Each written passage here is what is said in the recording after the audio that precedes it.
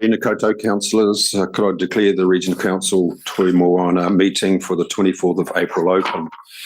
Doing so, could I remind councillors and staff's meeting being live streamed and recorded, and following the meeting the recording will be made available on the Bay of Plenty Regional Council website. Could I also further remind you that according and in accordance with the local government decision making, that it affords no protection to councillors, council officers or members of the public for comments made during the course of this meeting that subsequently found to be slanderous in a court of law. Right, I will commence the meeting with a karakia, please. Please be upstanding. Almighty God, we ask that you give us wisdom in the decisions we make here today and give us guidance in working with our regional communities to promote the social, economic, environmental and cultural well-being. Amen.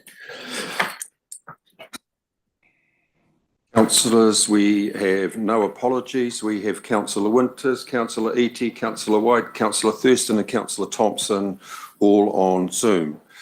There are no public, there's no public forum. Items on the agenda, councillors, any items not on the agenda you'd like to give notice to? No, thank you. Order of business, there's no change. And Number 10. We'll do it number 7. I'll do it there. Okay, councillors, in terms of order of business, in the agenda that you were circulated, I've requested that the item in terms of the update SOI with Quayside be transferred to the last agenda item in the public forum so that we can go straight from the public forum into the confidential forum rather than shift in and out.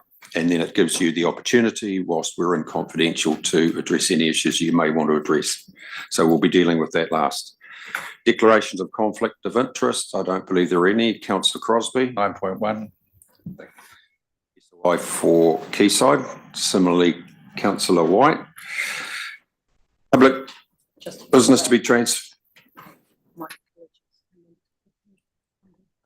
That's right. That's right. Public excluded business to be transferred into the open. So do we need a resolution to change that in order, Tonna? Okay, I'll move that we transfer 9.1 in terms of the order of business. Do we have a second? Councillor Nees, all those in favour say aye. Against, carried. Minutes, Regional Council minutes of the 26th of March. Can we have a resolution of being true, correct record of that meeting? Chair, sorry. Just before we move on, just to clarify, you mentioned about the reason why the change in the order of the agenda is so that we can ask questions in the closed, but I'm assuming that there are still questions we want to ask in the open. Yes. That would be, yeah. Yeah. It's not that we don't want to be transparent, is it? At all. It's just it gives us continuity in terms of flicking in and out of confidential that we run it through to the last agenda item. Okay, Regional Council minutes of the 26th of March. We have a move the true and correct record. Thank you, Councillor McMillan. Second to Councillor Nees. All those in favour say aye. Against, carried. Any matters arising out of those minutes? Anyone wants any discussion over? Thank you. That takes us through to the reports. Agenda item 9. First one is 9.2, Local Government Funding Agency Limited Draft Statement of Intent and Half Yearly Report. Thank you, Kamaran and Mark.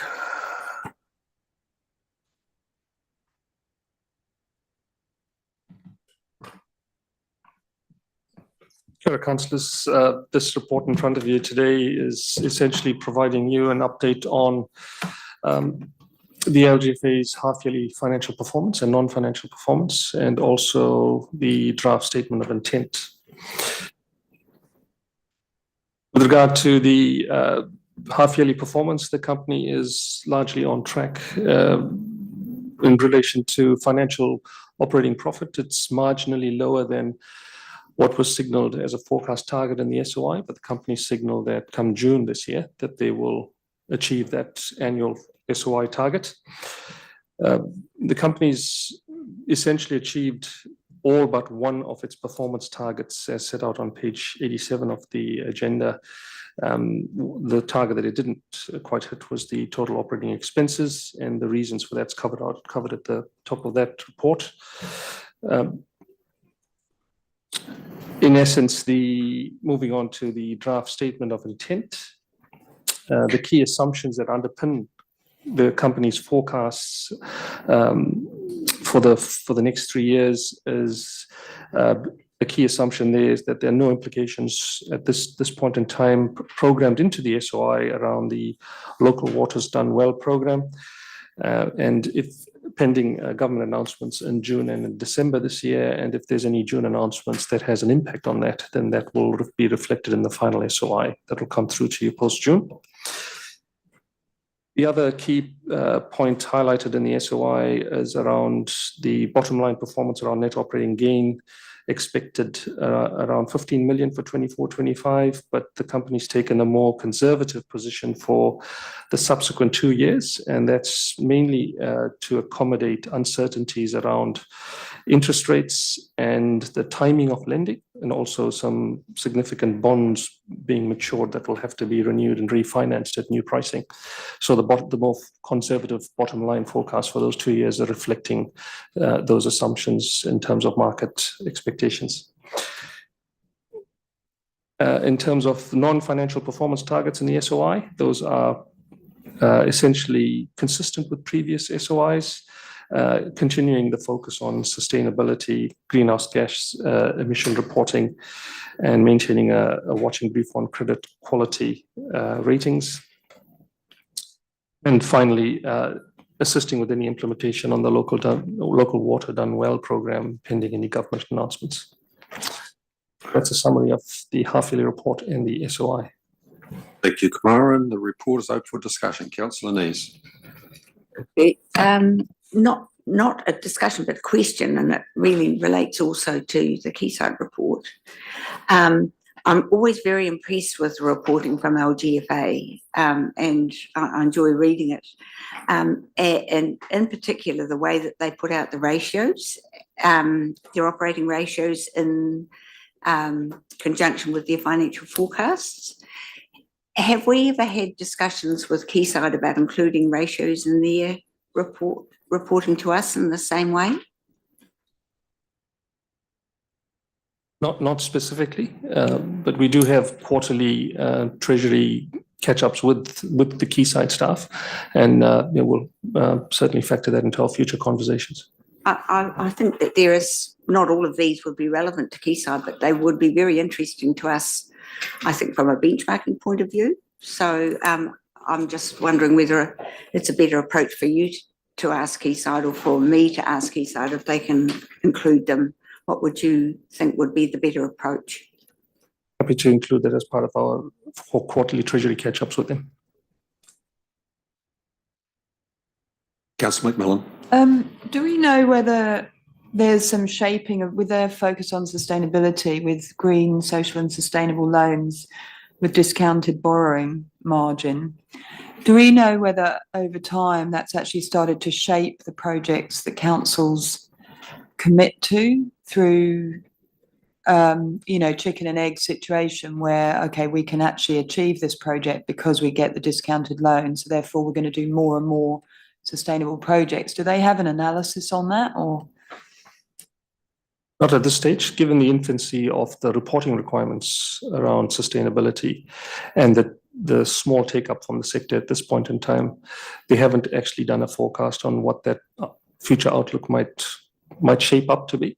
But as take-up increases and the reporting requirements matures, then they'll probably be in a better place to formulate that picture.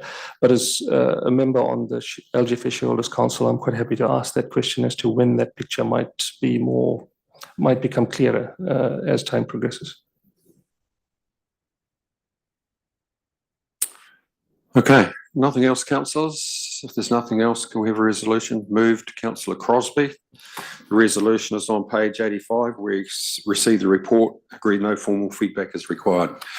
Councillor Von Duddleston second. All those in favour say aye. Against, carried. Bob Lass. So Bob Lass, similar material in relation to half-yearly performance and draft statement of intent. Regarding the half-yearly performance, board believes that pretty much all performance targets are on track. With the 23 significant weather events having less an impact on insurance renewals than anticipated, and expenditure and revenue tracking close to budget for the period. So essentially, business as usual, and no surprises expected in the both financial and non-financial performance for the company at this stage. Draft statement of intent is again pretty consistent with prior years, and continuing to seek opportunities for collaborations in terms of efficiencies, as outlined in the SOI. Thank you, Kamaran. Could I ask a more generic question? Every year we seem to have this discussion about BOPLAS in terms of pushing the envelope between what has historically been the core business, procurement, whether it's insurance, electricity, to really tackling some of the big issues, such as, discussion around, I don't know what they now call the Three Waters proposal. Has the board gone there, do you know? Good morning, councillors. I can answer that question. No, this is a very small service that's provided across these regional councils, the councils in our region and some councils elsewhere. It is focused on procurement only. It really is. It does a very good job in terms of what it does, but there isn't an appetite across the region to do more than that. Having said that, on local waters done well, that is work is occurring across the region in terms of how that can be collaborated on more. And there will be a presentation to the next mayoral forum on that particular program of work. Okay, thank you. Does that also include the initiatives or the discussion around having I think you referred to it as a regional building authority? I mean, do they have input into those sort of considerations, or is that just left to the mayoral forum and the chief executives forum? No, so one of the on page 145 of your agenda, and in terms of performance targets, one of the performance targets is to identify opportunities to collaborate with other LASs in procurement or shared service projects where Alliance provides benefits to all parties. So there are 3 projects that BOPLAS is looking at. One is a shared building consenting authority, and that's been looked at with CoLab in the Waikato, and that's something that all councils are very keen on. There does need to be a legislative change to enable that to happen as a shared service. And so there has been letters being written to MB in that regards. This is very, very important to TLAs because they can't get the workforce at the moment. Many of them can't get the workforce to do that function well. So that is one. Another one that's been looked at is debt management. The LAS in the Horizons area does debt management very well. So some of the TLAs are looking at that in terms of debt management. In terms of our benchmarking, we are slightly ahead of what the Horizons LAS is doing in terms of our debt management, but certainly for some of the TLAs, they're looking at that function. And the third one is that we are looking at is the archiving of documents that, again, that they call it MLAS does very, very well. That's the councils around Horizon. So where we can take opportunities to share that we are, but really is in terms of procurement functions. And it's about getting savings for every council involved. Thank you, Fiona. Councillor Shirley.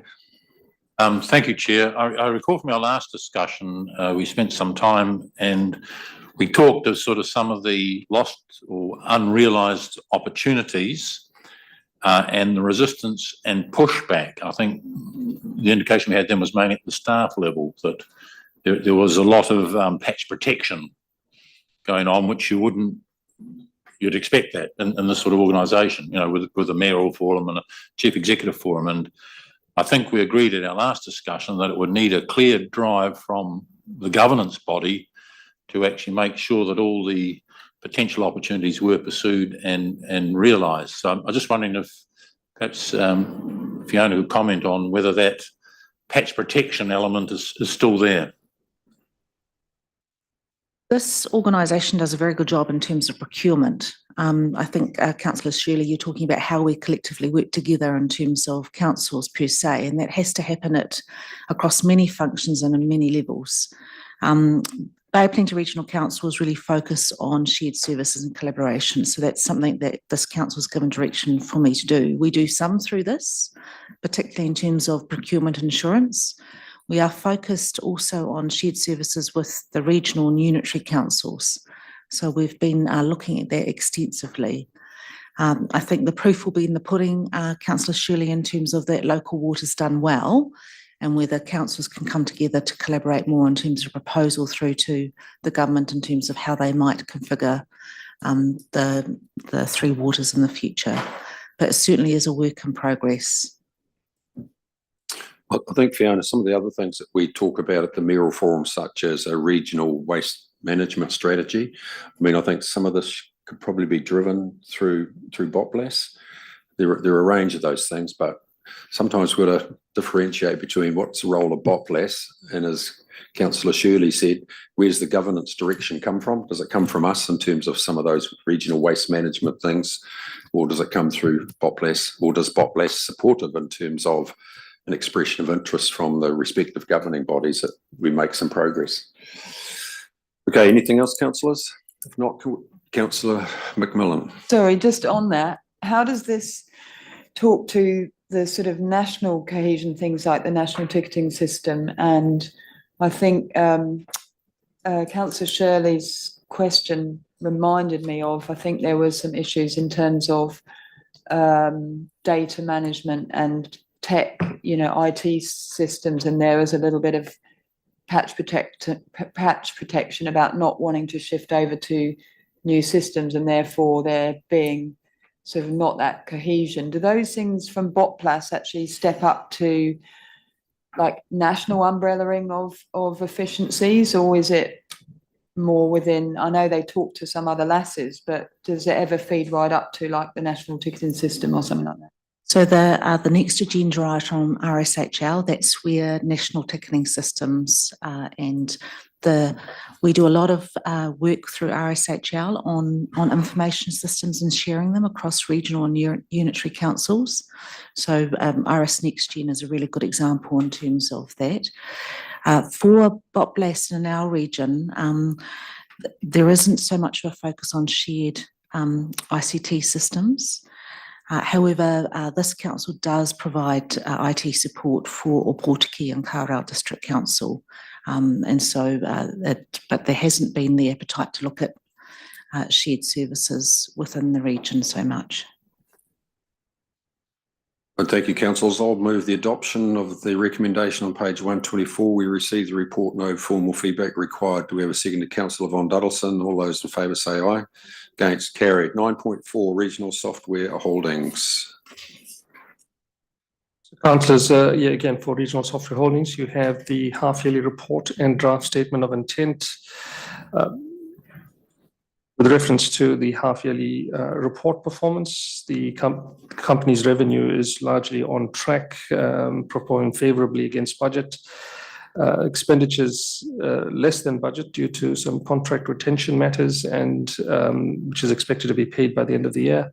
There's also some delays on the IRIS NextGen project and regarding development of that, around 2 months, and that will have an impact on testing and implementation. And all performance measures are currently on track for the half-yearly performance point. With reference to the statement of intent, key elements highlighted in the covering letter is the projected losses for the IRIS program and IRIS NextGen programs. And that's predominantly due to timing of spend, where both those projects have had funds retained from prior years due to underspends, and those funds are now being utilized in the forecast years for when the spending is ramping up. So that's contributing to the bottom line losses that you'd see in the SOI. So those are some of the highlights there for the half-yearly report and the SOI. Thank you, Kamara. And that issue around the projected loss for the RSL, we have canvassed here previously through the Chief Executive. Any discussion? Councillor Neese. I know that we've only relatively recently joined RSHL, but I was interested, it must have been originally just set up as a collaborative entity for the financial systems or the software systems. And it's an organisation in evolution because it's now got some horsepower around servicing the regional sector. So do we know if there are any other forecast evolutions that RSHL are looking at in the future? Through the chair, this has been a key focus for us in terms of getting greater shared services across regional and unitary councils. So this is the mechanism that we'll look for any and every opportunity. As you will recall, there are significant efficiencies that we have included in the long-term plan based on our involvement in RSHL. So, and in particular, efficiencies around Iris NextGen. So that is what we're forecasting as a $3.5 million savings for this council by moving into Iris NextGen. This RSHL allows for the flexibility to seek those initiatives and opportunities. So, for example, one of the ones that came through with the previous government was looking at an integrated farm environment plan across New Zealand. That work has all now been stalled in terms of getting direction from this incoming government. But that one was the mechanism by which MFE could fund for the development of a nationally consistent data management platform. So if there is the opportunity, then we're seeking for this company to take it. Is there any appetite for them to undertake benchmarking of the regional sector? Yes, absolutely. And in fact, that's something that Kamaran and Matt are also leading on in regards to the we've talked about special interest groups. So that's sort of part of the network, the collaborative network that sits in the regional sector. Do you want to talk about the work that you're doing on benchmarking, Kamaran? So yeah, we've trying to create a network of staff at the same level across the regional sector to gather data, and we've started conversations on that, and still progressing in terms of getting we've designed a template to circulate to those respective councils, and still working on collaborating with them, collating that data, and seeing how that data can be summarized in a way that it can actually provide a focus on continuous improvement, as opposed to comparative data, just for the sake of comparative data, in terms of identifying benchmark councils for particular areas of performance that other councils want to aspire to emulate. So we're still on that journey to collect that data and formulate that picture to bring back to council. Great, thank you very much. Music to my ears. Councillor Volundarison. Yeah, it's not music to my ears, unfortunately, because we've been asking for serious benchmarking now for many, many years, and we just aren't getting it. And there's no reason why not. And we've got in this room, we've got the chairman of the regional sector group, and surely he could have some influence on that to get our friends and foes to actually do serious benchmarking. What have we got to hide? Everything's meant to be out there in the public, in the media, via the public sector. So I don't understand why this is taking so long to get meaningful benchmarking, because if you don't measure, you can't manage. And we need a clear understanding of where we sit, and benchmarking will allow us to know where we can improve. Because I'm really disappointed at the slow lack of progress, and I urge our chair to take it up with the regional sector group and make some progress on this. It's not acceptable. All other industries across the board do serious benchmarking. The government agencies, the science and research, do serious benchmarking, which is meaningful, and we just haven't seen it. And I'm really disappointed that we're still talking about it instead of doing it. Chief Executive. Yes, so we absolutely do benchmarking. It's on activities and functions. And what Kamaran is talking about is trying to get a uniform set of key performance measures across the entire sector so that we can report respectively for our councils. So, for example, we benchmark on health and safety. And we are one of the leaders in that. We benchmark on things like a cost of legal services. So we're doing it by activity and by function, but Kamaran's trying to bring all of that together so that you have some tangible, high-level benchmarks across all councils, as opposed to looking at specific functions or activities. The beauty of this collaborative network for regional and unitary sectors is that you have people who have the same functions coming together to make sure that we're doing the very best we can. It's very easy to see this in terms of policy and planning. So, for example, there is a SIG that all the coastal planners come together, and when they're looking at developing a new coastal plan, they look at best practice from all the councils that have done a coastal plan so that they can start there. For submissions, you'll be aware now that instead of this council doing specific submissions, unless you request it, a number of submissions are coming from the regional sector. So you're getting the best people across New Zealand to provide submissions, and that goes through to national government. You also submit yourselves. So it is at the moment on specific functions or activities, but what Kamaran and Matt were seeking to do, and some of you may recall in the past there was BAS benchmarking at the central government level. We're seeking to try and duplicate that across the regional sector, and that was very high level to ensure consistency across the whole. That is what Kamaran's seeking to work on. It is, Councillor von Daddelson, it is of course a priority, whether it's a priority for other councils, and so that is something that that we can discuss at the regional sector in terms of how much of a priority it is for other sectors. But it is certainly one for us because this is something that you've given strong direction on in terms of making sure that everything that we do is well benchmarked. Thank you. Anything else, councillors? Otherwise, move to the resolution on page 153.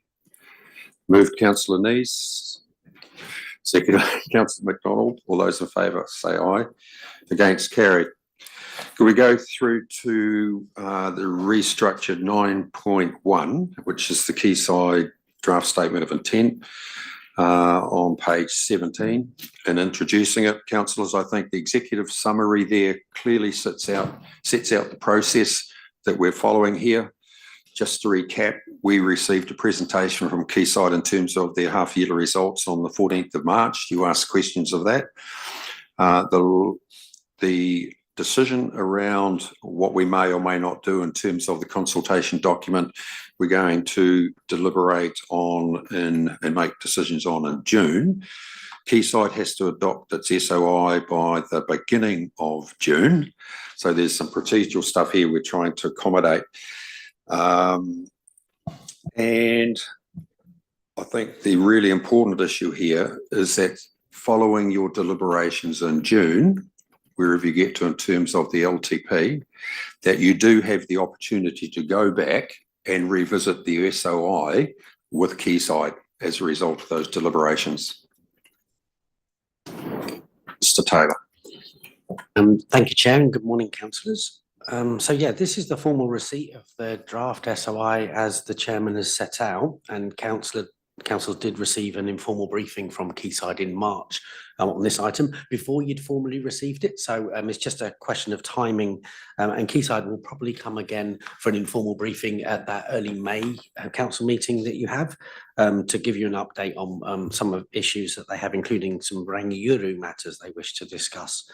So on this draft statement of intent, I've set out in the recommendations the relationship between the draft SOI and then the potential final SOI that might be altered following deliberations and decisions of council that the chairman has set out. So it's a bit different this year because of your LTP matters that you still need to consider, and that may therefore require some changes to the SOI later on. And we've not done that before, but that may be a process that will be undertaken. One matter before I open up for questions. I just want to highlight there's an erroneous word "not" in the draft SOI. So in the key challenges that Quayside have set out in their corporate settings on in attachment 4, page 6, which sets out whether or not the distributions are sufficient or not. The wording in the draft SOI, which I'll ask councillors give us direction to feed back to Quayside, the wording is forecast net cash flow is not sufficient to fully cover distributions to council and PPS shareholders. That word "not" is not correct. It is sufficient for the year. So we would like, as part of the feedback from this council to Quayside, to highlight that change, because it's quite an important change, of course. Is there sufficient cash flow to pay the dividends to council and PPS? The answer is yes. We've sought that clarification directly from Quayside, and that word "not" should be removed in the final one. Thank you, Mr. Chairman. To answer any questions. Thank you. And let's be clear, what you just referred to as the dividend from the PPS, not paying back the PPS. Yes, it's the dividend owed to shareholders. That's right. Could you give us some direction, Mr. Taylor, on recommendation 3? Do you want that discussion in confidential? You may want to have that discussion now. Clearly, we're going to talk about the Toi Moana Trust in confidential if councillors approve that item to be moved into confidential. So both in public, and you may also have some matters in confidential you wish to discuss. So shall we deal with the public matters first? Okay. Councillors, SOI is open for discussion. Councillor Nees. I think it's a very good document. There may be some changes that we might seek, but I actually think it's very clear and an improvement on previous ones. So if you've had any part in that, congratulations. Thank you. Anything else, councillors?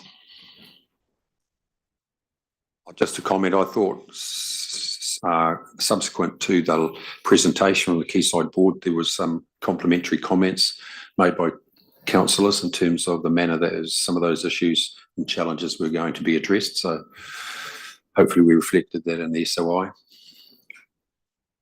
Well, if there's no further discussion, councillors, can we have a resolution?